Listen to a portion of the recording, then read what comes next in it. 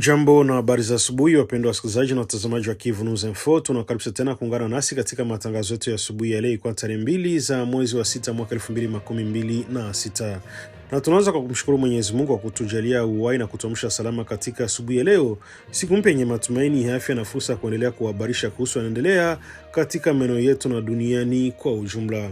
Na katika matangazo yetu ya asubuhi ya leo tutakuletea taarifa muhimu kutoka maeneo mbalimbali zikiwemo za usalama, siasa, afya pamoja na matukio ya kijamii endelea kushika kasi katika maeneo ya Kivu Kaskazini, Kusini na maeneo mengine ya nchi. Na hii ni Kivu News Info ambayo tunaendelea kuletea matangazo yetu tukiwa mashariki mwa Jamhuri ya Kidemokrasia ya Kongo. Na basi kama ndio ilikuwa mara kwanza unakutana nasi kupitia mtandao wa YouTube, basi kabla chochote kile tungekuomba na kusifu kitu kimoja, kisha umesubscribe, like, comment na kushare. Na kwa lugha ngine wanasema kujabone, kueme vile na kupartager, kuendelea kusambaza habari kwa walio wengi zaidi. Na basi kama taruta komeshafanya hivyo, acha tuendelee kusema asante sana kuchagua Kivu News Info kama kituo chako chema cha matangazo. Nia na mazumuni yetu kila siku tunaletea habari sahihi zenye kuaminika tena kwa muda mwafaka. Hivyo na uendelea kutuandikia na kutujuza unatusikiliza ukiwa sehemu gani, na uende kutuambia maoni yako aiza mapendekezo yako. Langu jina mimi ni Ite Eloge Lulonga. Basi na kualika kuna mimi mwanzo hadi mwisho wa matangazo yetu ya asubuhi ya leo, iko tarehe 2 za mwezi wa 6 mwaka 2026. Nini Kivu News Info, sauti ya wananchi. Basi karibu tukupashe.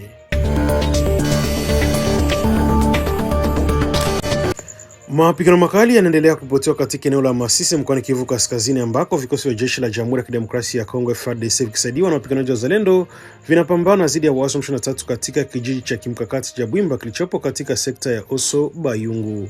Kwa mujibu wa taarifa kutoka kwa vyanzo vya ndani, mapigano yalianza usiku wa kuamkia Jumatatu tarehe 1 Juni majira saa 5 za usiku. Wakazi wa eneo wanasema walishtushwa na milio mikubwa ya risasi pamoja na milipuko ya mabomu kutoka pande zote mbili zinazopigana.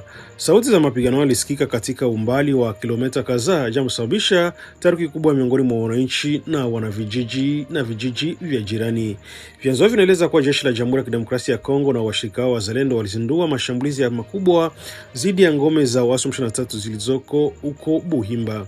Operesheni hiyo inalenga kurejesha udhibiti wa eneo hilo ambalo limekuwa likitajwa kuwa na umuhimu mkubwa wa kijeshi kutokana na nafasi yake na katika harakati za vikosi vinavyopigana ndani ya wilaya ya Masisi.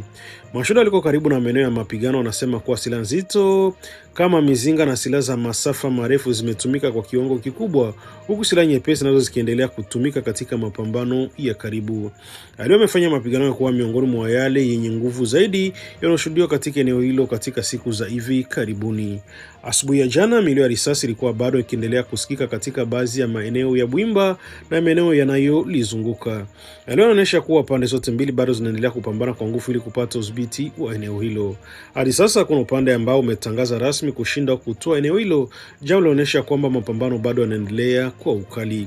Kwa wananchi wa kawaida hali inaendelea kuwa ya wasiwasi mkubwa. Familia nyingi zimejikuta katika mazingira magumu, huku baadhi ya wakazi wakianza kuhama maeneo yao na kujaribu karibu na mapigano wakielekea sehemu wanazoziamini kuwa salama zaidi. Wengine wanaamini kubaki majumbani mwao kutokana na ukosefu wa njia salama za kuondoka, kuwa matumaini kwamba mapigano yatapungua katika muda mfupi. Mashirika ya kiraia pamoja na viongozi wa kijamii katika eneo hilo wanaendelea kutoa wito kwa pande zote zinazopigana kuhakikisha usalama wa raia unazingatiwa. Wasiwasi mkubwa unaendelea kuongezeka, huku hatari zinaweza kuwakumba wanawake, watoto na wazee ambao mara nyingi ndio wasirika wakuu wa migogoro ya silaha. Eneo la Buhimba linaonekana kuwa na umuhimu wa kipekee katika muktaba wa vita vinavyoendelea mashariki mwa nchi. Kwa muda mrefu maeneo mbalimbali ya Masisi yamekuwa yakishuhudia mapigano ya mara kwa mara kati ya jeshi la Jamhuri ya Kidemokrasia ya Kongo na waasi wa M23, huku kila upande ukitaka kuimarisha nafasi zake katika eneo hilo. Wachambuzi wa masuala ya usalama wanaamini kwamba matokeo ya mapigano yanaendelea Buhimba yanaweza kuwa na hatari kubwa katika ile ya kijeshi na sehemu hii ya Kivu Kaskazini. Endapo jeshi la Jamhuri ya Kidemokrasia ya Kongo na wazalendo watafanikiwa kurejesha udhibiti wa eneo hilo, inaweza kuwa hatua muhimu katika juhudi za kupunguza ushawishi wa waasi wa M23 katika baadhi ya maeneo ya Masisi. Hata hivyo, ikiwa waasi wataendelea kushikilia nafasi zao, mapigano yanaweza kuendelea kwa muda mrefu zaidi na kusababisha madhara makubwa kwa raia. Mpaka wakati huu hakuna taarifa rasmi iliyotolewa kuhusu idadi ya waliouawa au waliojeruhiwa au kulazimika kukimbia makazi yao kutokana na mapigano hayo, lakini mamlaka za kijeshi bado hajatoa tamko rasmi na lakini kuhusu maendeleo ya operesheni hiyo inayoendelea. Wakazi wa Masisi na Kivu Kaskazini kwa ujumla wanaendelea kufuatilia kwa karibu mwenendo wa mapigano haya, wakitumaini kurejea kwa hali ya utulivu na usalama katika maeneo yao. Na wakati huo macho ya wengi yanaelekezwa Buhimba, ambako hatima ya mapambano haya yanaweza kuwa na mchango mkubwa katika mwelekeo wa hali ya usalama katika siku zijazo. Hii ni hali ya mapigano yanaendelea katika kijiji cha Buhimba, eneo la Masisi, ambako jeshi la Jamhuri ya Kidemokrasia ya Kongo na wazalendo wanaendelea kupambana dhidi ya waasi wa M23 katika vita vinavyoendelea kuibua hofu na taharuki kubwa miongoni mwa wananchi wa Kivu Kaskazini. Hali ya hofu na huzuni inaendelea kutawala katika mji wa Beni na maeneo ya wilaya Beni siku moja baada ya shambulio jipya la mwangaji damu lilotekelezwa na wapiganaji wa kundi la ADF. Shambulio hilo ambalo limetikisa tena wakazi wa Kivu Kaskazini limeacha majonzi makubwa katika familia nyingi, huku shughuli za kawaida zikisimama katika baadhi ya maeneo yaliyokumbwa na mashambulizi hayo. Asubuhi ya jana Jumatatu tarehe 1 Juni, hali ya ukimya mzito utawala katika mtaa wa Ngadi uliopo mjini Beni pamoja na maeneo kadhaa ya wilaya ya Beni. Tofauti na siku za kawaida ambako wananchi waonekana wakifanya shughuli zao za kila siku, mitaa nyingi ilionekana kuwa tulivu kupita kawaida, huku wakazi wakibaki majumbani mwao wakijaribu kuelewa ukubwa wa janga lililotokea usiku uliopita. Baada ya shambulio hilo, kipaumbele kikubwa kwa sasa ni kutafuta manusura na kuhesabu madhara yaliyosababishwa na uvamizi huo. Katika maeneo ya Vemba na Kinyamusenge ambako mashambulizi yaliripotiwa kuwa makali zaidi, wananchi kwa kushirikiana vikosi vya usalama wanaendelea na shughuli za kutafuta miili waliouawa pamoja na watu wanaozaniwa kupotea. Mashuhuda wa eneo wanasema kuwa shughuli za uokoaji zinaendelea katika mazingira magumu. Watu wanazunguka vichaka, mashamba na maeneo yaliyoharibiwa wakihofia kugundua miili mengine ya waathirika. Kila hatua inayopigwa katika operesheni hizo za utafutaji na ambatana na majonzi makubwa kwa familia ambazo bado hazijui hatima ya ndugu na jamaa zao. Mashirika ya kiraia katika eneo la Beni yameeleza wasiwasi mkubwa kuhusu uwezekano wa idadi ya vifo kuendelea kuongezeka kadri shughuli za utafutaji zinavyoendelea. Awali takwimu zilionyesha kuwa watu 21 wameuawa, lakini tathmini mpya inaongeza idadi hiyo hadi miili 25 iliyopatikana kufuatia mashambulizi hayo. Viongozi wa kiraia wameonya kuwa idadi hiyo inaweza kuongezeka zaidi iwapo miili mingine itaendelea kugunduliwa katika maeneo ya mashambani na mistuni. Wakati wananchi wakijaribu kukabiliana na maumivu ya tukio hilo, vikosi vya usalama vinaendelea kuimarisha ulinzi katika maeneo yaliyoathiriwa. Wanajeshi wa FARDC pamoja na wanajeshi wa Uganda UPDF wanaoshiriki katika operesheni pamoja ya Shujaa dhidi ya makundi ya waasi wametumwa kwa wingi katika maeneo ya mashambulizi. Vikosi hivyo vinafanya doria za kivita mchana na usiku kwa lengo la kuwatafuta washambuliaji na kuzuia mashambulizi mengine. Kwa mujibu wa taarifa kutoka eneo la tukio, magari ya kijeshi na vikosi vya askari vinaonekana katika njia mbalimbali zinazoelekea maeneo yaliyoathiriwa. Hata hivyo, licha uwepo wa kijeshi, wananchi wengi bado wanaendelea kuishi kwa hofu kutokana na kumbukumbu mbaya za mashambulizi ya mara kwa mara yanayotekelezwa na ADF katika eneo hilo. Athari za shambulio zimegusa pia sekta ya afya. Kituo cha afya cha Ngadi ambacho kinapatikana takriban mita 3 kutoka eneo lililoshambuliwa kimelazimika kubadilisha utaratibu wake wa kazi kutokana na hali ya usalama. Uongozi wa kituo hicho umeamua kuanzisha huduma za kiwango cha chini ambako wahudumu wa afya wanaendelea kutoa huduma wakati wa mchana pekee, huku shughuli za usiku zikisimamishwa kwa muda. Uamuzi huo ulifikiwa baada ya kikao cha dharura cha baraza la afya na la kituo hicho kilichofanyika siku ya Jumatatu. Wahudumu wa afya wanaeleza kuwa usalama wao pamoja na usalama wa wagonjwa ndio sababu kuu iliyowalazimu kuchukua hatua hiyo ya kipekee. Akizungumza kuhusu hali hiyo, muuguzi mkuu wa kituo cha afya cha Ngadi, Kavira Saviminya, alieleza kuwa mazingira sasa haitoa hakika usalama kwa wafanyakazi wa afya wala wagonjwa. Alisema kwamba mashambulizi yalifanyika karibu sana na kituo hicho na kwamba hata wakazi wa maeneo ya jirani wanaendelea kuishi katika hali ya kutokuwa na uhakika kuhusu kesho yao. Kwa mujibu wake, ingawa uamuzi wa kupunguza huduma si rahisi, ni hatua inayolenga kuokoa maisha ya watu wengi zaidi huku wakisubiri kuona namna hali ya usalama itakavyoendelea katika siku zijazo. Shambulio hili limebua tena mjadala kuhusu ufanisi wa hali ya kuzingirwa maarufu kama etat de siege, ambayo imekuwa ikielekezwa katika mikoa Kivu Kaskazini na Ituri kwa lengo la kupambana na makundi yenye silaha. Wananchi, viongozi wa kijamii na baadhi ya wachambuzi wa masuala ya usalama wanaendelea kujiuliza ni kwa namna gani waasi waliweza kutekeleza mashambulizi makubwa katika maeneo ambayo kwa miezi kadhaa inaonekana kurejea katika hali ya utulivu. Sauti mbalimbali zimeendelea kusikika zikitaka hatua madhubuti zaidi zichukuliwe ili kulinda raia na kuzuia kurejea kwa mashambulizi ya aina hii. Familia zilizopoteza wapendwa wao zinahitaji msaada wa haraka wa kibinadamu pamoja na hatua za kuhakikisha kwa matukio kama haya hayajirudii tena. Shughuli za maombolezo zinaendelea katika maeneo mbalimbali ya Beni, huku familia zikijiandaa kwa kuzika ndugu zao waliopoteza maisha katika shambulio hilo la kikatili. Huzuni inaendelea kutanda katika mji wa Beni na vijiji vya jirani, huku wakazi wakisubiri majibu kutoka kwa mamlaka za usalama kuhusu hatua zitazochukuliwa ili kurejesha amani na kuwalinda wananchi dhidi ya vitisho vya ADF. Mpaka sasa idadi ya vifo imefika watu wasiopungua 25, huko operesheni za utafutaji na usalama zikiendelea katika maeneo yaliyoathiriwa. Wakazi wa Beni wanaendelea kuishi katika hali ya tahadhari kubwa, wakitumaini kuwa juhudi za vikosi vya usalama zitasaidia kurejesha utulivu katika eneo hilo ambalo kwa miaka mingi linaendelea kukumbwa na mashambulizi ya makundi ya waasi. Serikali ya Jamhuri ya Kidemokrasia ya Kongo imelaani vikali mauaji yaliyotekelezwa Jumapili tarehe 31 Mei katika mtaa wa Ngadi kaskazini mwa mji wa Beni mkoani Kivu Kaskazini. Shambulio hilo ambalo lilihusishwa na wapiganaji wa kundi la ADF lenye uhusiano na kundi la kigaidi la Dola ya Kiislamu limezua huzuni kubwa ndani na nje eneo la Beni, huku likiongeza wasiwasi kuhusu hali ya usalama katika sehemu hiyo ya mashariki mwa nchi. Katika taarifa rasmi iliyotolewa Jumatatu tarehe 1 Juni kupitia Wizara ya Mawasiliano na Vyombo vya Habari, serikali ya Jamhuri ya Kidemokrasia ya Kongo inaeleza kuwa wajibu wa mamlaka za mkoa Kivu Kaskazini, watu wasiopungua 15 wameuawa katika shambulio hilo, wakiwemo raia wa kawaida walikuwa wakiendelea na shughuli zao za maisha. Mwanajeshi mmoja wa FARDC alikuwa akishiriki katika operesheni za kulinda wananchi na aliuawa wakati wa kukabiliana na washambuliaji hao. Taarifa inaongeza kuwa idadi mbali na vifo hivyo, nyumba kadhaa za wananchi zilichomwa moto au kuharibiwa vibaya na washambuliaji, jambo ambalo limewacha wakazi wengi bila makazi na mali zao nyingi kuteketea. Familia nyingi katika mtaa wa Ngadi zimejikuta zikianza upya maisha yao baada ya kupoteza wapendwa wao pamoja na mali walizokuwa wamezitafuta kwa miaka mingi. Mashambulizi yalitokea katika mazingira ambayo kwa muda wa miezi kadhaa baadhi ya maeneo ya Beni yalikuwa yakionekana kurejea tena katika hali ya utulivu na kiasi kutokana na operesheni za kijeshi zinazoendelea dhidi ya makundi yenye silaha. Hata hivyo, uamuzi mpya wa unaonyeshwa kuwa tisho la ADF bado inaendelea kuwepo na kwamba changamoto za usalama katika eneo hilo bado hazijaisha. Katika taarifa yake, serikali ya Kongo ilitoa salamu za rambirambi kwa familia zote zilizopoteza ndugu na jamaa zao katika tukio hilo la kusikitisha.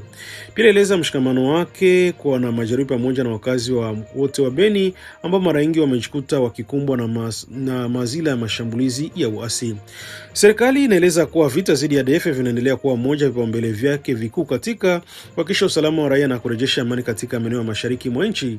Kwa mujibu wa mamlaka, vikosi vya ulinzi na usalama vinaendelea na operesheni za ufuatiliaji washambuliaji hao, ili huku hatua mpya zikichukuliwa ili kuimarisha ulinzi wa wananchi na kuzuia mashambulizi mengine kutokea. Mamlaka zimeeleza kuwa baada ya shambulio hilo, vikosi vya jeshi la Jamhuri ya Kidemokrasia ya Kongo pamoja na washirika wao waliopo katika operesheni za usalama wameongeza uwepo wao katika maeneo yaliyoathiriwa. Doria za usiku na mchana zimeimarishwa, huko operesheni za msako dhidi ya washukiwa na washambulio hilo zikiendelea katika maeneo ya msitu na vijiji vinavyozunguka Beni. Katika hatua nyingine, serikali imewataka wananchi kubaki watulivu kwa uangalifu na kuendelea kushirikiana na vyombo vya usalama kwa kutoa taarifa kuhusu watu wa harakati zote zinazoweza kuhatarisha usalama wa jamii hii. Pia imehimiza wananchi kuendelea kuwa na imani na taasisi za jamhuri pamoja na vikosi vya ulinzi vinavyofanya kazi katika mazingira magumu ili kuhakikisha usalama wa watu na mali zao. Taarifa hiyo imebainisha kuwa serikali ya Jamhuri ya Kidemokrasia ya Kongo itaendelea kuwa na dhamira kuimarisha mapambano dhidi ya ugaidi na makundi yote yenye silaha na vuruga na amani katika maeneo mwa nchi.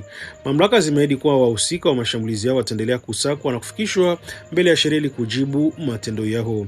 Hata hivyo, pamoja na taarifa rasmi ya serikali, baadhi ya vyanzo vya kijamii na viongozi wa kijamii katika eneo la Beni wametoa takwimu tofauti kuhusu idadi ya waliopoteza maisha. Vyanzo hivyo vinadai kuwa watu kati ya 6 na 7 ndio waliouawa katika shambulio lilolenga mtaa wa Ngadi uliopo katika munisipa ya Rwenzori. Tofauti hiyo ya takwimu inaonyesha ugumu wa kupata tathmini kamili mara baada ya mashambulizi katika maeneo yenye hatari hatari ya kiusalama. Wachambuzi wa masuala ya usalama wanaeleza kwa tofauti za idadi ya wasiriwa mara nyingi kutokana na mazingira ya vurugu ambazo shughuli za uokoaji na ukusanyaji wa habari huendelea kwa siku kadhaa kabla ya mamlaka kudhibitisha takwimu rasmi. Hivyo inawezekana tathmini ya mwisho ikaonyesha idadi tofauti na ile iliyotolewa katika saa za kwanza baada ya tukio. Mashirika ya kiraia na viongozi wa kijamii wanaendelea kutoa wito kwa serikali kuongeza juhudi za ulinzi na wananchi kuhakikisha kuwa operesheni za kijeshi zinaambatana na hatua madhubuti za kuzuia mashambulizi zaidi kwa raia. Mpaka sasa msako dhidi ya washambuliaji unaendelea huku mamlaka zikiahidi kutoa taarifa zaidi kadri uchunguzi na operesheni za usalama zitakavyoendelea. Taharuki kubwa imetanda katika eneo la Katana wilayani Kabare mkoani Kivu Kusini baada ya taarifa za kuzuka kwa moto mkubwa katika sehemu ya hospitali ya Fumilake, moja ya taasisi muhimu zaidi za afya katika eneo hilo. Tukio hilo limetokea katika mazingira ambayo bado hayajafahamika kikamilifu, huku chanzo cha moto huku kikiendelea kuwa kitendawili hadi kufika sasa. Kwa mujibu wa taarifa za awali zilizopatikana kutoka eneo la tukio, moto ulianza kuteketeza baadhi ya majengo ya hospitali hiyo na kusababisha hofu kubwa miongoni mwa wagonjwa, wahudumu wa afya pamoja na wakazi wa maeneo yanayozunguka kituo hicho cha matibabu. Mashuhuda wanasema moshi mizito ilionekana kupita angani, huku miale ya moto ikionekana kutoka katika baadhi ya sehemu hiyo ya hospitali. Hospitali ya Fumilake ni miongoni mwa hospitali kubwa na muhimu zaidi katika eneo la Katana. Kwa miaka mingi imekuwa ikitoa huduma za afya kwa maelfu ya wananchi kutoka wilaya Kabare pamoja na maeneo mengine ya Kivu Kusini. Wagonjwa kutoka vijiji mbalimbali pamoja na miji ya karibu wamekuwa wakitegemea hospitali hiyo kwa matibabu mbalimbali ya kiutawala na ya rufaa. Kutokana na umuhimu wake mkubwa katika mfumo wa afya wa eneo hilo, tukio hilo la moto limebua wasiwasi mkubwa kuhusu athari zinazoweza kujitokeza kwa huduma za afya.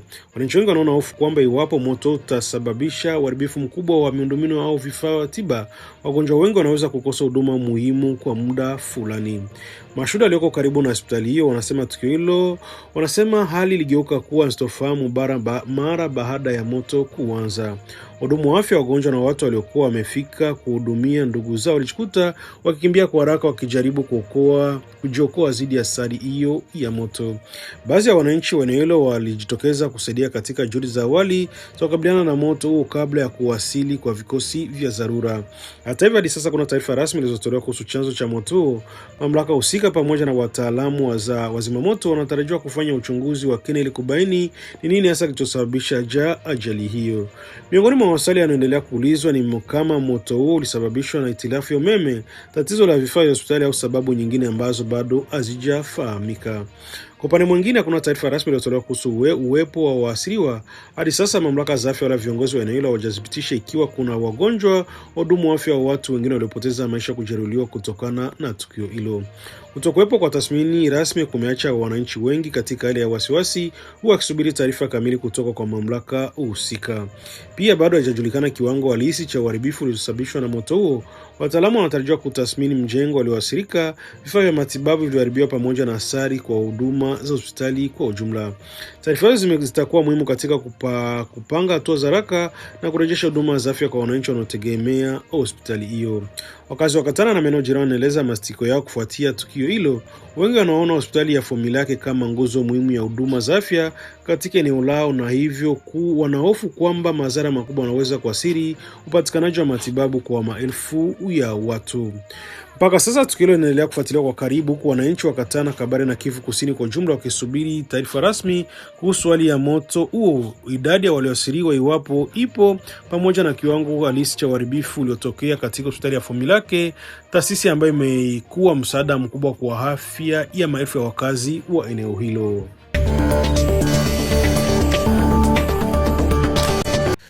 Meya wa mji wa Uvira Kiza Mwato anatarajiwa kurejea rasmi katika majukumu yake ya kiutawala baada ya kipindi cha matibabu nje ya nchi. Hatua imekuja kufuatia agizo maalum lililotolewa na makamu waziri mkuu anayehusika na mambo ya ndani na usalama, Jacquemin Shabani Luko, kwa mamlaka za mkoa wa Kivu Kusini pamoja na vyombo vya usalama kuhakikisha kurejea kwa usalama kwa kiongozi huyo wa mji wa Uvira. Kwa mujibu wa ujumbe rasmi uliotolewa siku ya jana Jumatatu tarehe 1 Juni, serikali kuu imeagiza kamati ya usalama ya mkoa wa Kivu Kusini kuchukua hatua zote muhimu ili kuhakikisha kwamba kurejea kwa Meya Kiza Muhato kunafanyika katika mazingira salama na yenye utulivu. Agizo linaonyesha umuhimu ambao serikali inaupa usalama wa viongozi wa umma, hasa katika maeneo ambayo bado wanakabiliana na changamoto za kiusalama. Katika telegramu hiyo rasmi kutoka ngazi za juu ya serikali, mamlaka za mkoa zimeelekezwa kuhakikisha ulinzi wa usimamizi wa karibu wa safari ya kurejea kwa meya huyo baada ya kumaliza matibabu yake nje ya nchi. Serikali imeweka wazi kwamba hatua hiyo inalenga kuzuia tukio lolote linalowezesha kuhatarisha usalama wake au kuathiri utendaji wa taasisi za mji wa Uvira. Kurejea kwa Kiza Muhato kunatarajiwa kuwa tukio muhimu kwa utawala wa mji wa Uvira ambao kwa muda mrefu umekuwa ukifanya kazi bila uwepo wake moja kwa moja kutokana na sababu za kiafya zilizomlazimu kusafiri nje ya nchi kwa matibabu. Wakazi wa Uvira pamoja na viongozi wa eneo hilo wanatarajia kurejea kwake kutasaidia kuimarisha usimamizi wa shughuli za maendeleo na utawala wa kila siku wa mji huo. Mji wa Uvira uliopo kusini mwa mkoa wa Kivu Kusini ni miongoni mwa maeneo yenye umuhimu mkubwa wa kiuchumi na kijamii katika ukanda wa mashariki mwa Jamhuri ya Kidemokrasia ya Kongo. Hata hivyo, miaka kadhaa eneo hilo limekuwa likikabiliana na changamoto mbalimbali za kiusalama na kuhusisha makundi yenye silaha, migogoro ya kijamii pamoja na changamoto za kibinadamu zinazotokana na hali ya usalama katika maeneo ya jirani. Kutokana na mazingira hayo, serikali imeona umuhimu wa kuhakikisha moja kwa moja vyombo vya usalama katika maandalizi ya kurejea kwa meya huyo. Wachambuzi wa masuala ya utawala wanaeleza kuwa uwepo wa mamlaka za mji katika eneo hilo ni jambo muhimu kwa utendaji mzuri wa huduma za umma na usimamizi wa masuala ya kiusalama na maendeleo. Kwa sasa maandalizi yanaendelea chini ya usimamizi wa mamlaka za mkoa na vyombo vya usalama ili kuhakikisha kuwa kurejea kwa Meya Kiza Muhato kunafanyika bila changamoto yoyote. Wananchi wa Uvira wanasubiri kwa hamu kurejea kwa kiongozi huyo, wakitarajia kuendelea na shughuli za kawaida na za kiutawala wa mji huo. Hatua pia inaonyesha dhamira ya serikali ya kitaifa kuhakikisha taasisi za umma zinaendelea kufanya kazi kwa ufanisi licha ya changamoto mbalimbali zinazoweza kuwakumba viongozi wake.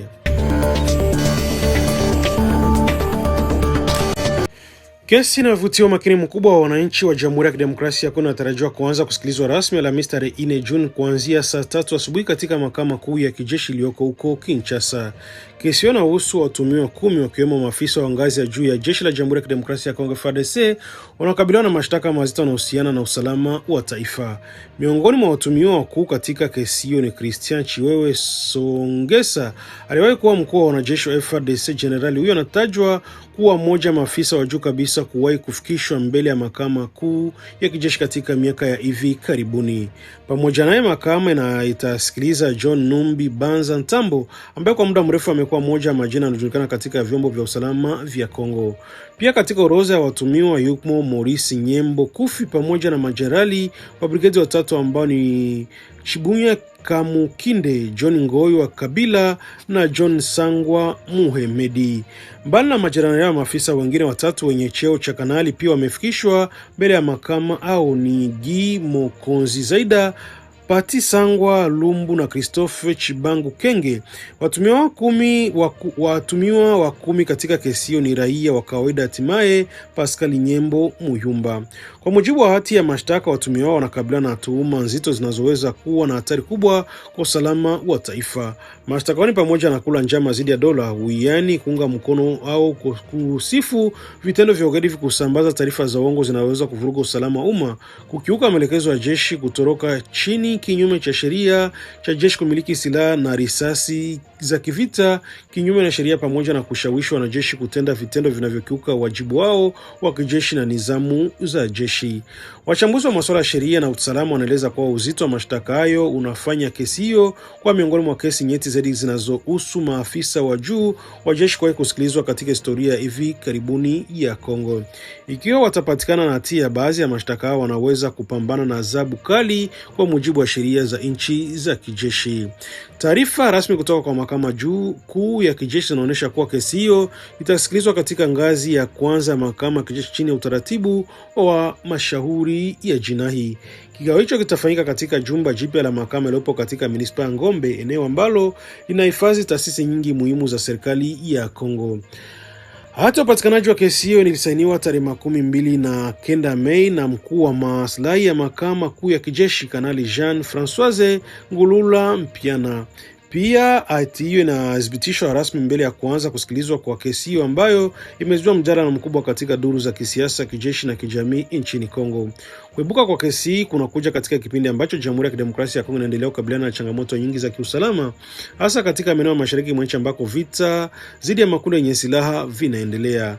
Leo imefanya wananchi wengi kufuatilia kwa karibu mwenendo wa kesi hiyo kutokana na nafasi kubwa ambayo baadhi ya watuhumiwa waliwahi kushika ndani ya jeshi na vyombo vya usalama. Wasamaji wananchi wengi pamoja na wadau wa masuala ya sheria wanaelekezwa Kinshasa wakisubiri kuanza kwa vikao vya mahakama vitakavyotoa mwanga zaidi kuhusu tuhuma zinazowakabili watuhumiwa hao 10.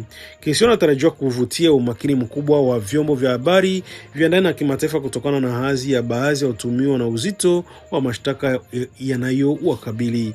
Mahakama inatarajiwa kusikiliza hoja za upande wa mashtaka pamoja na utetezi wa watuhumiwa kabla kutoa mwelekeo wa hatua zinazofuata katika shauri hilo ambalo tayari limekuwa moja ya kesi zinazofuatilia kwa karibu zaidi nchini Jamhuri ya Kidemokrasia ya Kongo.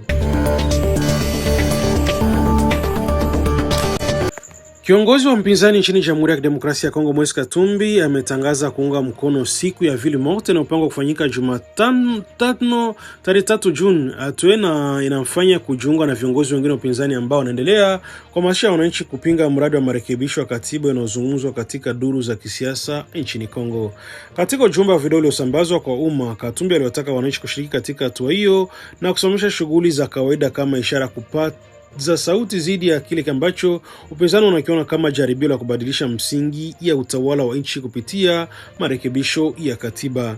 Kwa mujibu wa mwanasiasa, wananchi wanapaswa kutumia njia za amani kuonyesha msimamo wao kuhusu masuala yanayohusu mustakabali wa taifa. Akizungumza katika ujumbe wa rais wa chama cha Ensemble pour la République, alitoa kauli inayovutia mjadala mikubwa katika uwanja wa siasa. Alisema kwa Marekani hawajasema kwamba katiba inapaswa kubadilishwa, kauli ambayo wengi wametafsiri kama ukosoaji wa moja kwa moja kwa mamlaka ya nchi. Kwa kauli hiyo, Katumbi alionekana kupinga hoja ambazo zimekuwa zikitolewa mara kwa mara na baadhi ya viongozi wa serikali na wafuasi wao kwamba baadhi ya mageuzi yanayopendekezwa na yanaungwa mkono na washirika wa kimataifa wa Jamhuri ya Kidemokrasia ya Kongo. Kiongozi wa upinzani alisisitiza kuwa masuala ya katiba yanapaswa kuamuliwa na wananchi wa Kongo wenyewe bila kwa kuzingatia maslahi ya taasisi na si kwa kutegemea tafsiri za msimamo wa mataifa ya nje. Tangazo lake limekuja katika kipindi ambacho mijadala kuhusu uwezekano wa marekebisho ya katiba unaendelea kugawa maoni ya kisiasa nchini. Wakati baadhi ya viongozi wa kisiasa wanaona kuwa mageuzi ya katiba yanaweza kuwa na umuhimu mkubwa wa maendeleo ya taasisi za taifa, sehemu kubwa ya upinzani inaonyesha kuwa wasiwasi kwamba mabadiliko hayo yanaweza kufungua mlango wa mivutano mpya ya kisiasa. Kwa mujibu wa waandamaji wa siku ya Ville Morte, hatua inalenga kuhamasisha wananchi kuonyesha kuwa amani, kutokuridhishwa kwao na miradi yoyote inaweza kugusa katiba bila kuwepo kwa makubaliano mapana ya kitaifa. Wanatarajia kuwa shughuli nyingi za biashara, usafiri wa huduma nyingine zitapungua au kusimama kwa muda katika baadhi ya miji kama njia ya kuonyesha mshikamano na wito huo. Kuunga mkono kwa Moise Katumbi kunachukuliwa kama hatua yenye uzito mkubwa wa kisiasa kutokana na nafasi yake ndani ya upinzani wa Kongo. Kwa miaka kadhaa amebaki mmoja wa viongozi wakuu wa kisiasa wanaonekana kuwa na ushawishi mkubwa katika mjadala ya kitaifa kuhusu demokrasia, uchaguzi na utawala wa nchi. Wachambuzi wa siasa wanaamini kuwa ushiriki wake katika kampeni ya kuhamasisha Ville Morte unaweza kuongeza nguvu kwa wito, hasa katika maeneo ambako chama chake kina wafuasi wengi. Hatua inaonyesha jinsi swala la marekebisho ya katiba inavyoendelea kuwa moja mada zinazozua mjadala mikubwa zaidi katika maisha ya kisiasa nchini Jamhuri ya Kidemokrasia ya Kongo. Katika mazingira hayo, Moise Katumbi aliongeza sauti nyingine muhimu katika mjadala wa kisiasa unaoendelea nchini na anaonyesha kuwa swala la katiba linaendelea kuwa moja ya ajenda kuu zinazoweza kuathiri hali ya kisiasa na ya Jamhuri ya Kidemokrasia ya Kongo katika kipindi kijacho. Na ni kufika hapo ndipo tunafika mwisho wa matangazo yetu ya asubuhi ya leo kwa tarehe 2 Juni mwaka 2026. Tunashukuru sana kwa kuwa nasi kuanzia mwanzo hadi mwisho wa matangazo yetu hii ya asubuhi. Tuendelea kukumbushana kuwa usalama ni jukumu la kila mmoja wetu. Tuendelee kuwa uangalifu kwa kushirikiana na mamlaka pamoja na kulinda amani katika maeneo yetu. Taarifa zote zilizokuletea leo ni kwa ajili ya kukupa mwanga wa kile kinachoendelea karibu na wewe na katika taifa letu kwa ujumla. Basi endelea kufuatilia Kivu News Info kwa taarifa za haraka sana zenye kuaminika wakati wowote. Na vile vile kabla sijatimisha matangazo yetu ya asubuhi ya leo, niendelee kukumbusha kwamba huenda ndio ilikuwa mara kwanza unakutana nasi kupitia mtandao wa YouTube. Basi kabla chochote kile ningekuomba na kusifu kitu kimoja, kisha umesubscribe, like, comment na kushare. Na kwa lugha nyingine wanasema kujabone, kueme vile vile na kupartager, kuendelea kusambaza habari kwa walio wengi zaidi. Na basi kama hata tutakomeshafanya hivyo, acha tuendelee kusema asante sana kuchagua Kivu News Info kama kituo chako chema cha matangazo. Ni na mazungumzo ya kila siku tunakuletea habari sahihi zenye kuaminika tena kwa muda mwafaka. Hiyo basi unaendelea kutuandikia na kutujuza unatusikiliza kwa sehemu gani, naondoka tuambia maoni yako aiza mapendekezo yako. Langu jina mimi ni Teloje Lulonga, sina la ziada ila tu acha niendelee kutakia asubuhi njema yenye mafanikio tele, na nikuahidi tena tutanane katika taarifa zetu za mchana kwa mapenzi ya Mwenyezi Mungu. Basi bye bye na chao, baki salama. Skrini zetu zinaweza kuunganisha au kugawa. Leo hii taarifa nyingi husambaa bila kuthibitishwa kwenye mitandao ya kijamii. Uvumi, habari za uongo na maneno ya chuki vinaharibu uaminifu na kudhoofisha jamii zetu. Kabla ya kushiriki, jiulize swali rahisi: je, taarifa hii ni ya ukweli? Tuthibitishe vyanzo, tukatae upotoshaji, tuseme hapana kwa taarifa za uongo. Skrini zetu zinapaswa kuwa madaraja na si silaha. Kivu News Info inakuita kuwa na wajibikaji wa kidijitali. Pamoja tuchague umoja, ukweli na amani. Ujumbe huu umetolewa na kuzanishwa na Wizara ya Ulaya ya Mambo ya Nje kwa kushirikiana na Search for Common Ground. Audio Jungle.